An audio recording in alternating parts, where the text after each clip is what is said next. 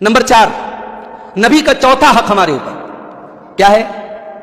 نبی کی اتباع کی جائے، نبی کے نقش قدم پر چلا جائے، نبی کے طریقے کو فالو کیا جائے، نبی کے جیسی نماز پڑھی جائے، نبی کے جیسی زکات دی جائے، نبی کے طریقے پر حج کیا جائے، نبی کے طریقے پر عمرہ کیا جائے، نبی کے طریقے پر زندگی گزاری جائے. یہ نبی کا چوتھا حق ہے. کوئی دنیا کا مسلمان اللہ کا ولی نہیں بن سکتا، نیک نہیں بن سکتا جب تک نبی کی اتباع نہ کرے. کوئی ہوا میں اڑ رہا ہے تو دھوکہ مت کھا جانا وہ اللہ کا ولی ہے. کوئی کرتب دکھا رہا ہے، کرشمہ دکھا رہا ہے، دھوکہ مت کھا جانا کہ وہ اللہ کا ولی ہے. اللہ کا ولی کون ہے؟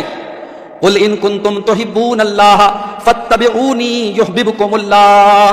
اے نبی آپ اعلان کر دیجئے جب تک تم نبی کی اتباع نہ کرو گے، نبی کی پیروی نہ کرو گے، اللہ تم سے محبت نہیں کرے گا. اللہ کے ولی بننا چاہتے ہو؟ نبی کی اتباع کرو.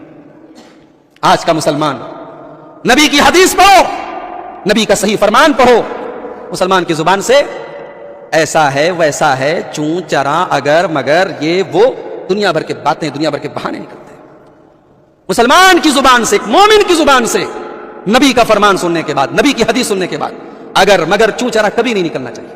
اللہ نے فرمایا انما كان قول المؤمنين اذا دعوا الى الله ورسوله ليحكم بينهم ان يقولوا سمعنا واطعنا.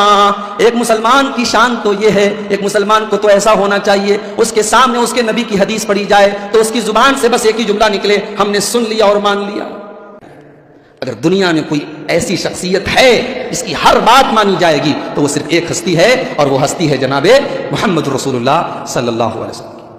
وما كان لمؤمن ولا مؤمنة اذا قضى الله ورسوله امرا ان يكون لهم الخيرة من امرهم.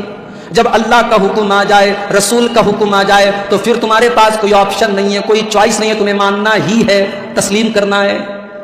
وما آتاکم الرسول فخذوه وما نهاکم عنه فانتهوا. میرا نبی جو دے دے لے لو، میرا نبی جس سے منع کر دے رک جاؤ.